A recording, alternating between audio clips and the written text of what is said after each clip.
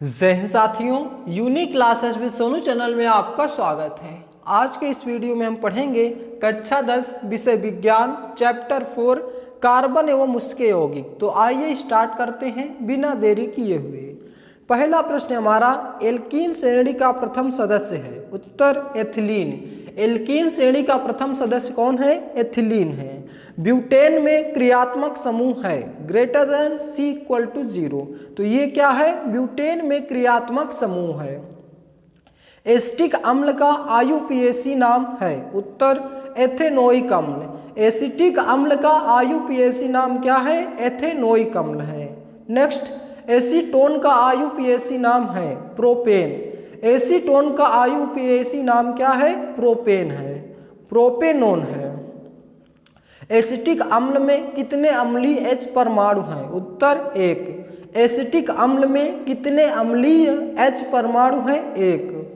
निम्नलिखित में से किस यौगिक में एल्कोहलीय उपसमूह स्थित है? उत्तर CH3-CH2OH। इसमें एल्कोहलीय समूह उपस्थित है। एथिलीन क्षारीय पोटेशियम परमैंगनेट के साथ क्रिया करके देता है। उत्तर एथिल एल्कोहल देता है। तो एथिलीन क्षारीय पोटेशियम परमैंगनेट के साथ क्रिया करके एथिल एल्कोहल देता है। नेक्स्ट, एल्केनो का सामान्य सूत्र है। उत्तर CnH2n+2। एल्केनो का सामान्य सूत्र क्या है? CnH2n+2 है। निम्नलिखित में से सजातीय युग्म है। उत्तर CH3OH तथा C3H7OH। तो ये क्या है? सजातीय युग्म है। नेक्स्ट, एल्कीन श्रेणी का सामान्य सूत्र है CnH2n। CnH2n एल्कीन श्रेणी का सामान्य सूत्र है। योगात्मक अभिक्रिया का उदाहरण देकर समझाइए। उत्तर योगात्मक अभिक्रिया में पदार्थ आपस में सहयोग करके केवल एक पदार्थ बनाते हैं तथा कोई भी अन्य पदार्थ नहीं बनता। तो योगात्मक अभिक्रिया में पदार्थ आपस में सहयोग करके केवल एक पदार्थ का निर्माण करते हैं, कोई अन्य पदार्थ नहीं बनता। योगात्मक अभिक्रिया कहलाती है। जैसे CH3CH2 equal CH2 dash double bond CH2 plus H2 Na sodium के साथ 200 डिग्री सेल्सियस से 300 डिग्री सेल्सियस पे गर्म किया जाता है तो क्या बनता है? CH3-CH3 एथेन प्राप्त होता है। तो यहाँ पे क्या प्राप्त हो रहा है? सहयोग करके केवल एक पदार्थ का निर्माण हो रहा है, वो भी एथेन का। नेक्स्ट, एथिलीन की प्रतिस्थापन अभिक्रिया का समीकरण लिखिए। उत्तर 400 डिग्री सेल्सियस पर एथिलीन उनके एक हाइड्रोजन परमाणु का विस्थापन क्लोरीन परमाणु द्वारा हो जाता है और वाइनिल क्लोराइड बनता है, जिसके बहुलीकरण के पॉलीवाइनिल क्लोराइड बनाया जाता है। तो एथिलीन की प्रतिस्थापन अभिक्रिया का समीकरण क्या है? 400 डिग्री सेल्सियस पर एथिलीन उनके हाइड्रोजन परमाणु का विस्थापन क्लोरीन परमाणु द्वारा हो जाता है और वाइनिल क्लोराइड बनता है, जिसके बहुलीकरण से पॉलीवाइनिल क्लोराइड बनाया जाता है। तो इस प्रकार से आप इसका एग्जाम्पल लिखेंगे, अच्छे से नोट डाउन कर लीजिए, याद कर लीजिए। नेक्स्ट है, मेथेन की सूर्य के प्रकाश की उपस्थिति में क्लोरीन के साथ क्या क्रिया होती है? तो मेथेन की सूर्य के प्रकाश की उपस्थिति में क्लोरीन के साथ क्या क्रिया होती है? उत्तर सूर्य के माध्यम प्रकाश की उपस्थिति में मेथेन हाइड्रोजन के साथ विस्थापन अभिक्रियाएं प्रदर्शित करती है। इस प्रक्रिया में इसके चारों ओर हाइड्रोजन परमाणु एक एक करके 4 हाइड्रोजन परमाणुओं द्वारा विस्थापित हो जाता है।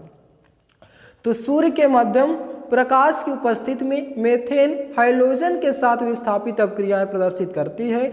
इस प्रक्रिया में इसके चारों ओर हाइड्रोजन परमाणु एक एक करके 4 हाइड्रोजन परमाणुओं द्वारा विस्थापित हो जाता है।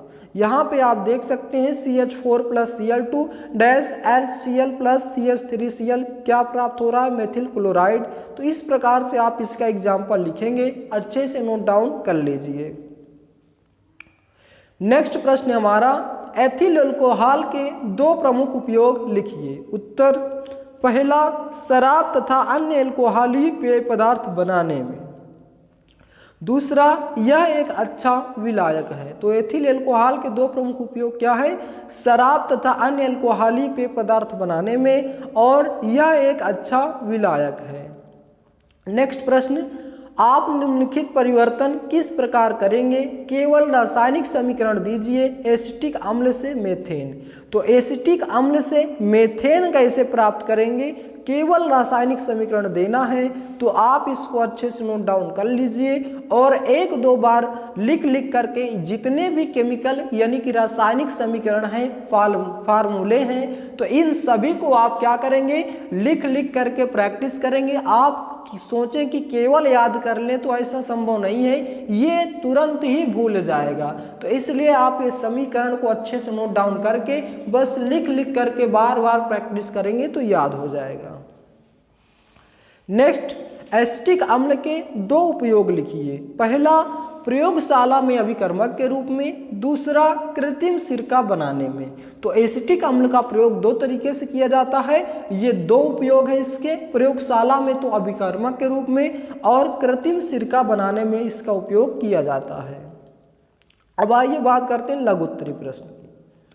नेक्स्ट प्रश्न है, बहुत ही महत्वपूर्ण प्रश्न है, लगातार एग्जाम में पूछा जा रहा है। समजातीय श्रेणी क्या है? उदाहरण के साथ समझाइए। समजातीय श्रेणी क्या है? उदाहरण के साथ समझाइए। कार्बनिक यौगिकों का वह समूह जिनका सामान्य सूत्र एवं क्रियात्मक समूह एक जैसा होता है उसे समजातीय श्रेणी कहते हैं तथा उसके सदस्यों को समजात गण कहते हैं। तो फिर से, कार्बनिक यौगिकों का वह समूह जिनका सामान्य सूत्र एवं क्रियात्मक समूह एक जैसा होता है उसे समजातीय श्रेणी कहते हैं तथा उसके सदस्यों को समजात गण कहते हैं। जैसे मेथेनॉल CH3OH, एथेनॉल CH3CH2OH तथा प्रोपेनॉल CH3CH2CH2OH। समजात श्रेणी के सदस्यों के निम्नलिखित लक्षण हैं। पहला, सभी सदस्यों को एक सामान्य सूत्र द्वारा प्रदर्शित कर सकते हैं। दूसरा, सभी सदस्यों का एक ही क्रियात्मक समूह होता है। तीसरा, प्रत्येक क्रमागत सदस्यों के अणुसूत्र में CH2 का अंतर होता है। चौथा, किसी एक सदस्य के गुणधर्म के आधार पर सभी सदस्यों के सामान्य गुणधर्म ज्ञात कर सकते हैं। आप इनके फार्मूले को देखिए, सभी में ज़्यादातर CH3CH2 यही लेकर के बनाया गया है। तो मात्र इतना ही अंतर होता है और आप इसे बहुत ही आसानी से लिख सकते हैं और यह बहुत ही महत्वपूर्ण हो जाता है आपके एग्जाम के लिए। नेक्स्ट प्रश्न है हमारा, एल्केन, एल्कीन तथा एल्काइन से आप क्या समझते हैं? एक उदाहरण देकर समझाइए। अथवा संतृप्त तथा असंतृप्त हाइड्रोकार्बन में क्या अंतर है? उदाहरण द्वारा स्पष्ट कीजिए। ये भी बहुत ही महत्वपूर्ण प्रश्न है। उत्तर पहला, संतृप्त हाइड्रोकार्बन वह हाइड्रोकार्बन जिनके अंगों में उपस्थित कार्बन परमाणुओं के साथ प्रत्येक की चारों संयोजकताएं एकल बंधों द्वारा संतुष्ट होती हैं, संतृप्त हाइड्रोकार्बन कहलाते हैं। फिर से, ऐसे हाइड्रोकार्बन जिनके अंगों में उपस्थित कार्बन परमाणुओं में से प्रत्येक की चारों संयोजकताएं एकल बंधों द्वारा संतुष्ट होती हैं, संतृप्त हाइड्रोकार्बन कहलाती हैं। यहाँ पे देखते हैं आप, मेथेन है, एथेन है, प्रोपेन है, यहाँ पे सभी एकल बंध द्वारा हाइड्रोजन जुड़े हुए हैं।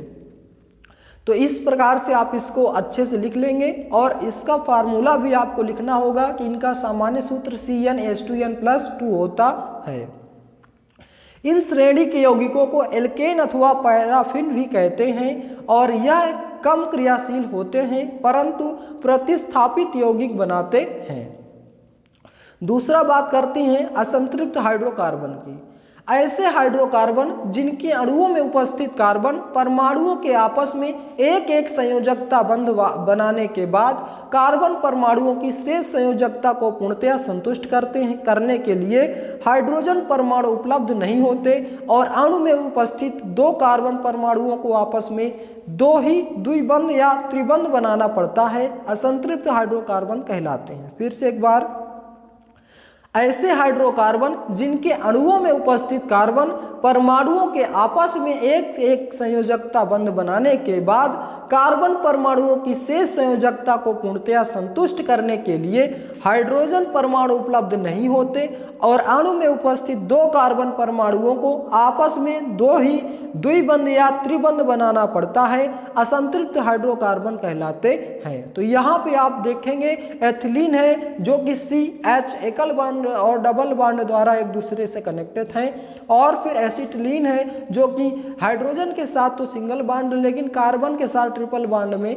कनेक्टेड है। तो इस प्रकार से आप इसका एग्जाम्पल लिखेंगे और अच्छे से मार्क्स गेन करेंगे।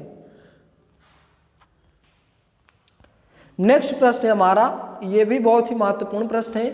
समूह या मूलक से आप क्या समझते हैं? अभिक्रियात्मक समूह का क्या तात्पर्य है? अथवा एल्केन मूलक पर संक्षिप्त टिप्पणी लिखिए अथवा क्रियात्मक समूह पर संक्षिप्त टिप्पणी लिखिए। सबसे बड़ी बात, आंसर तो किसी तरह याद ही हो जाएगा, लेकिन सबसे बड़ी बात है कि आप क्वेश्चन को अच्छे से समझ लें, क्योंकि 3 से 4 तरीके से एक क्वेश्चन पूछा जाता है तो याद रहता है आंसर, लेकिन क्वेश्चन ना समझ पाने की वजह से आप लिख नहीं पाते।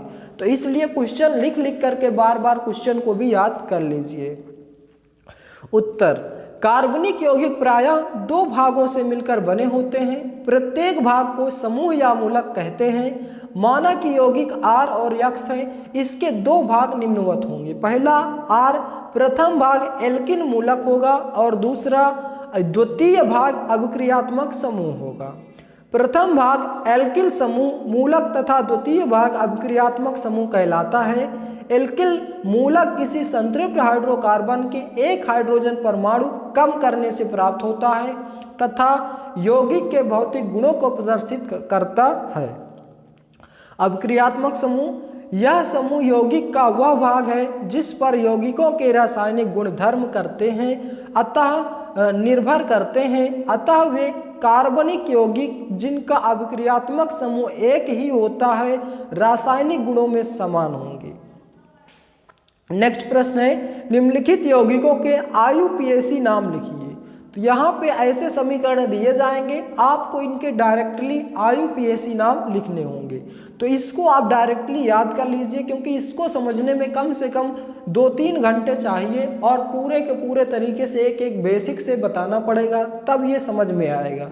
तो आप टाइम वेस्ट ना करके इन सभी को याद कर लीजिए, बाद में छुट्टी में आराम से IUPAC नाम समझ सकते हैं बहुत ही बेहतरीन तरीके से। तो पहला जैसे CH3COOH एसिटिक अम्ल दे देगा या इसका फार्मूला दे देगा और आपसे पूछेगा इसका IUPAC नाम लिखिए, तो आपको क्या लिखना होगा? एथेनोइक अम्ल लिखना होगा। तो एसिटिक अम्ल का IUPAC नाम क्या हो जाएगा? एथेनोइक अम्ल हो जाएगा, CH3COOH। इसका क्या हो जाएगा? एथेनोइक अम्ल। तो इस प्रकार से आप इन सभी का स्क्रीनशॉट ले लीजिए और या नोट डाउन कर लीजिए और याद कर लीजिए। नेक्स्ट प्रश्न है, बहुत ही महत्वपूर्ण प्रश्न है, लगातार आप देख सकते हैं कितनी बार एग्जाम में पूछा गया है।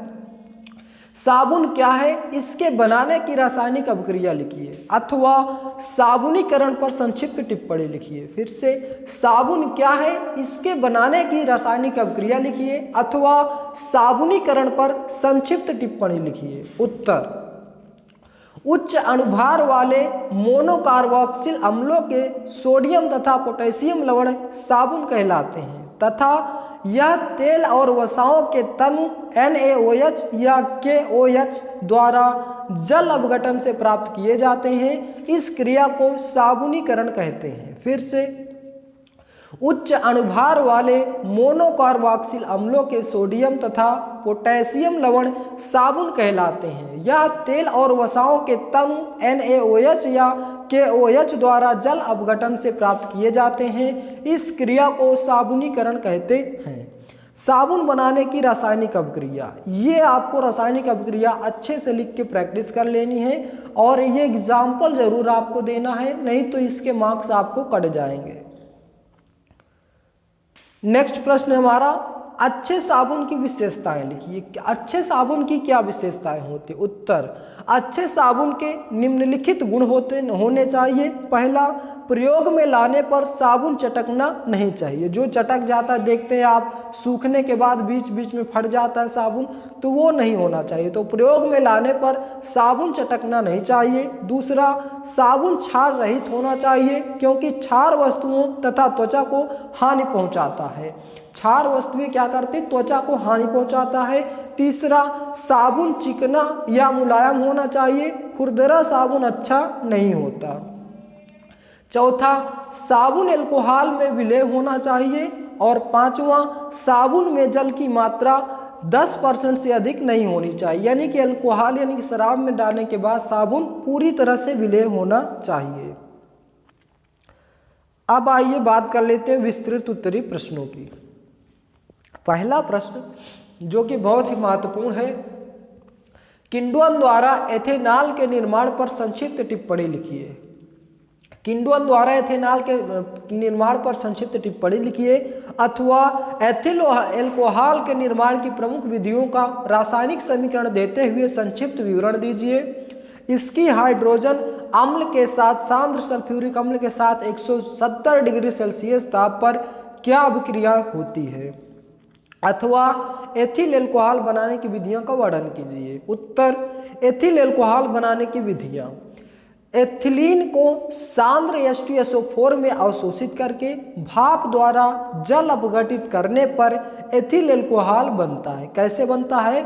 एथिलीन को सांद्र H2SO4 में अवशोषित करके भाप द्वारा जल अपघटन करने पर एथिल अल्कोहल का निर्माण होता है। ये एग्जाम्पल आपको लिख लेना है, अच्छे से नोट डाउन कर लेना है। दूसरा, एथिल अल्कोहल का व्यापारिक मात्रा में निर्माण शर्करा एवं स्टार्च के किण्वन के द्वारा किया जाता है। किण्वन एक धीमी जैविक प्रक्रिया है जो कि विषाणुओं या खमीर के द्वारा संपन्न होती है। स्टार्च युक्त पदार्थों के किण्वन में निम्नलिखित अभिक्रियाएं होती हैं। ये आपको एग्जाम्पल फिर से देना पड़ेगा। नेक्स्ट है इसकी अभिक्रियाएं। पहला, हैलोजन अम्ल से अभिक्रिया। हैलोजन अम्ल से अभिक्रिया कराने पर एथिल हैलाइड बनता है। यहाँ पे आप देख रहे हैं C2H5OH को सांद्र HCl निर्जल यानी कि ZaMCl2 के साथ अभिक्रिया कराने पर एथिल क्लोराइड का निर्माण हो रहा है, C2H5Cl + H2O। तो ये आपको एग्जाम्पल याद कर लेने हैं। दूसरा, सांद्र सल्फ्यूरिक अम्ल से क्रिया। सांद्र सल्फ्यूरिक अम्ल के साथ 170 डिग्री सेल्सियस पर गर्म करके यह एथिलीन बनाता है। यहाँ पे देखेंगे C2H5OH को सांद्र H2SO4 के साथ 100 डिग्री सेल्सियस पे पहले गर्म किया गया, फिर क्या प्राप्त हुआ? C2H5HSO4 + H2O। फिर उसके बाद इसी को C2H5HSO4 को 160 से 170 डिग्री सेल्सियस पर गर्म किया गया, तो क्या प्राप्त हुआ? एथिलीन प्राप्त हुआ। नेक्स्ट प्रश्न है बहुत ही महत्वपूर्ण प्रश्न है ये भी, एस्टरीकरण पर संक्षिप्त टिप्पणी लिखिए, अथवा एस्टरीकरण से आप क्या समझते हैं, उदाहरण सहित स्पष्ट कीजिए। एथिल एसीटेट के जल के अपघटन की समीकरण दीजिए। एसिटिक अम्ल के प्रमुख उपयोगों का वर्णन कीजिए। दोस्तों, तबीयत बिल्कुल नहीं सही है, किसी तरह से ये वीडियो बनाया जा रहा है, तो आप अच्छे से नोट डाउन कर लेंगे और याद कर लेंगे चीज़ों को, क्योंकि समझाने में बहुत दिक्कत होती है, बोलने में बहुत दिक्कत हो रही है, इसलिए आप अच्छे से नोट डाउन करके आप सेल्फ ही इसको अच्छे से याद करेंगे। तो एस्टरीकरण पर संक्षिप्त टिप्पणी लिखिए। उत्तर, जिस प्रकार अम्ल और क्षार की पारस्परिक अभिक्रिया से लवण तथा जल बनते हैं, ठीक उसी प्रकार अम्ल तथा अल्कोहल की अभिक्रिया से एस्टर तथा जल बनते हैं। इस अभिक्रिया को एस्टरीकरण कहते हैं। फिर से, जिस प्रकार अम्ल और क्षार की पारस्परिक अभिक्रिया से लवण तथा जल बनते हैं, ठीक उसी प्रकार अम्ल तथा अल्कोहल की अभिक्रिया से एस्टर तथा जल बनते हैं। इस अभिक्रिया को एस्टरीकरण कहते हैं। कार्बोक्सिल अम्लों की एस्टरीकरण क्रिया प्रायः सांद्र सल्फ्यूरिक अम्ल की उपस्थिति में कराई जाती है या निर्जलीकरण तथा उत्प्रेरक दोनों का कार्य करता है। एक बार फिर से देखेंगे, जिस प्रकार अम्ल और क्षार की पारस्परिक अभिक्रिया से लवण तथा जल बनते हैं, ठीक उसी प्रकार अम्ल तथा एल्कोहल की अभिक्रिया से एस्टर तथा जल बनते हैं। इसी अभिक्रिया को एस्टरीकरण कहते हैं और कार्बोक्सिल अम्लों की एस्टरीकरण क्रिया प्रायः सांद्र सल्फ्यूरिक अम्ल की उपस्थिति में कराई जाती है और यह निर्जलीकरण तथा उत्प्रेरक दोनों का कार्य करता है। यहां पे एग्जाम्पल दिया गया है, आप इसको नोट डाउन कर लेंगे। इसके उपयोग की बात करें तो इसका उपयोग प्रयोगशाला में अभिकर्मक के रूप में और कृत्रिम सिरका बनाने में इसका उपयोग किया जाता है। तो दोस्तों, ये थे हमारा आज का महत्वपूर्ण चैप्टर, जिसको हमने विस्तार पूर्वक अध्ययन किया। आशा करता हूँ कि यह चैप्टर आपको बेहद पसंद आया होगा। यदि आप हमारे चैनल पर नए हैं तो चैनल को सब्सक्राइब करें, वीडियो को लाइक करें और ज़्यादा से ज़्यादा शेयर करें। वीडियो को लास्ट तक देखने के लिए बहुत बहुत धन्यवाद। मिलते हैं नेक्स्ट वीडियो में। जय हिंद, जय भारत।